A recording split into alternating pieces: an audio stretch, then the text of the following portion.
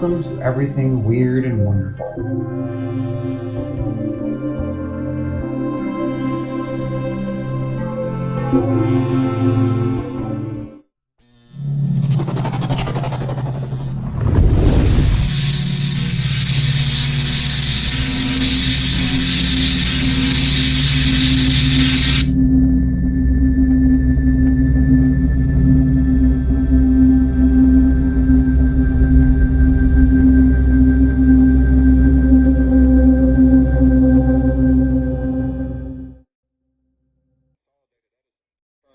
Every light switch and appliance, except perhaps a radio or one light bulb, off for the duration of the emergency. A sudden loss of power somewhere in the vast interconnected system which provides power to a huge area in the northeastern United States and parts of southern Ontario has blacked out millions of homes. Asked the reason for the failure, Charles Hoppin, Director of Public Relations for Consolidated Edison, said, "I just don't know." As you've heard, there have been reports that the blackout brought extensive looting in Rochester, New York. We talked with Rochester Police Chief William Lombard. Well, we don't have any lights here. As it prevails, the condition prevails, I think, statewide for the most part. We're activating all off-duty men, and we're covering all critical intersections where traffic is flowing, and also our men will patrol the streets and critical areas which would be vulnerable for crimes against property and person. Are there any reports of looting? No, you may have heard something about that. Apparently it got out of hand. We've had a couple of store windows broken downtown here, and the report seemed to get out of hand here that there was looting. There's no looting taking place, and we've had isolated incidents of about 4 or 5 reports of vandalism of store windows being broken in certain sections of the city. We're coping with the problem by moving in manpower. All off-duty men are being activated. Do you have any reports of difficulties in the hospitals? Are they able to take care of their patients? In the hospitals, the reports are that everything is under control. We've got well over 200 volunteers here of students who are moving into homes where resuscitators electrically powered are out of action, and they're moving in manually to help out on that function. Are any other emergencies arising out of this situation? Broken power lines, power mains, water mains?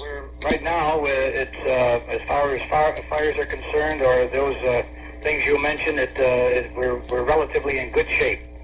We're relatively in good shape. So you'd say you have the situation pretty much under control? At this time, it is under control. And we have a local utility, Rochester Gas and Electric, and they're optimistic that they'll be able to isolate this particular area here and give us power, we hope, in short order. We don't know how long it'll be, though. The Rochester Police Chief William Lombard, interviewed by reporter Jerry Waters. Here is news from Washington, where the Office of Emergency Planning said tonight that power should be restored to afflicted northeastern areas by around 9 p.m., an hour and 26 minutes from now. We are still told that the Con Edison Company expects to restore power in New York City momentarily. Parts of the greater New York area are getting lights one by one. Assistant Secretary of Defense Arthur Sylvester said tonight that state governors and mayors in northeastern areas affected by this power failure have been offered the full support of all available military units. Sylvester said that troops might be used for security purposes if necessary. The Defense Department had said earlier that a rapid check of major military installations, including the Strategic Air Command and the North American Air Defense Command, confirms that communications are intact. In New York, police have sent emergency floodlights to Grand Central Station in the Times Square area.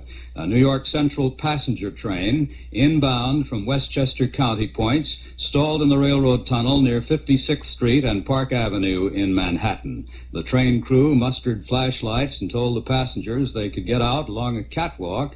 Led by the train crew, they walked in a single file to an emergency stairway and exit.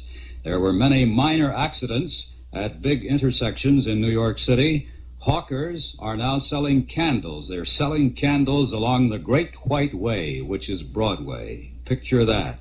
selling candles on Broadway in New York. There was a rush in candles, gas lanterns, and flashlights at those hardware stores which were open. The only building lighted in the Midtown area of Manhattan was the Polyclinic Hospital in the Northeast. The stations in the Northeast swung over to, as hospital stations in this area, swung over to emergency power. About 7 p.m. Eastern Time, New York City police started evacuating thousands of subway passengers, leading them through the streets along the catwalks.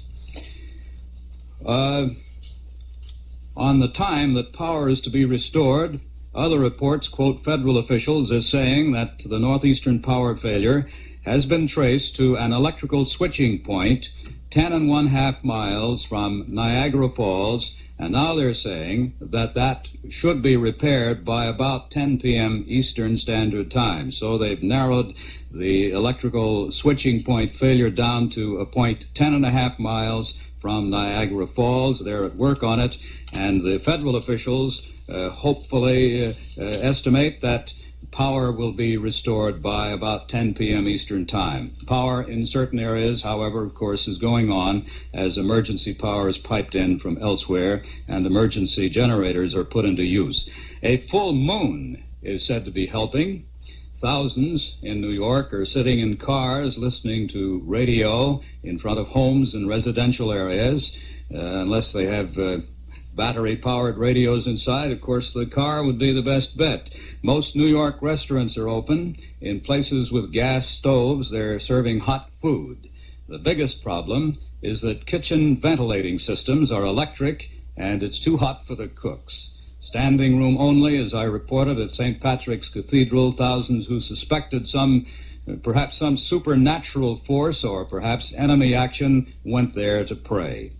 Most skyscrapers have people stuck in elevators in spite of the emergency power in those new buildings for the most part. 30 Rockefeller Center is not certain how many are stuck there. They know of one car on the 29th floor, and the starter believes that there is a tour stuck in an elevator between the 55th and 56th floors at 30 Rockefeller Center.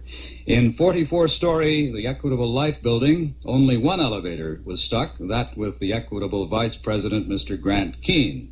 Long lines of people are at the public phone booths trying to get home to tell their loved ones not to worry, but to stay as snug and as quiet and as unalarmed and as calm as possible. But it's a little hard to get through because of a jam in the general telephone lines, because of the fact that so many people are trying to make telephone calls. Bars and phone booths are doing the biggest business, as could be expected. Thousands of passengers on the New Haven Railroad were stranded at the 125th Street station in New York City's Harlem. Some 30 trains were stalled. Of course, the New York serves the line all the way up along the line to Boston. So we have no word, and we can't imagine how many people and how many trains may be stalled at this moment. And now, another report from Steve Rowan, who has been speaking to us during this broadcast at Consolidated Edison headquarters in New York. Here is Steve Rowan with additional details. The Consolidated Edison system was producing about 4.5 million kilowatts of power at 5:25 this afternoon. It was buying about 300,000 kilowatts of so-called cheap power from the Niagara Mohawk system to the north. Suddenly, a tremendous drain occurred on the line.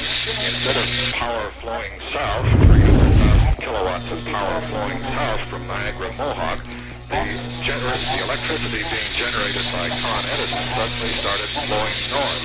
At the Consolidated Edison headquarters on West 65th Street, Con Ed system operator Ed Nellis got on the phone immediately to tell Niagara Mohawk that Con Ed would have to cut itself out of the interconnected system which ties all the power companies in the northeastern states and in Ontario together. It would have to cut out because the drain was too great. But before he could complete that conversation and throw the necessary switches, in perhaps about 15 seconds, 9 of the 10 Consolidated Edison plants then producing power shut themselves down because the demand for power was too great. They could not meet it, and therefore they shut themselves down to protect the equipment.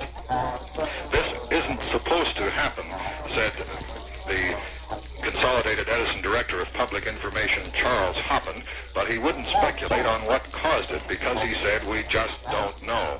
The states affected, of course, are...